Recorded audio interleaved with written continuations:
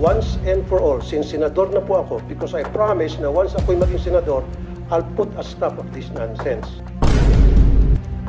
Number one, you asked the question on how you can help. Paano kayo makatulong na senator na kayo ngayon? Pwede po kayong gumawa ng batas na ipagbawal po ang voluntary contributions sa mga PTAs.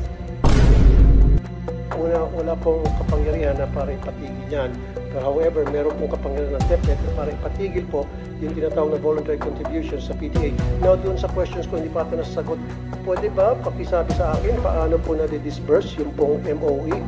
Madam Chair, especially Your Honor, we take note of your advice. You don't answer, you don't sign department orders. Itong question ko po, galing po to sa mga magulang mag-aaral. Kasi po, I told them na hayaan nyo pagdating doon sa hearing, sa budget, i-raise ko to. So, kung hindi nyo ako pagsasalitain dito, then Ang pinagsasalita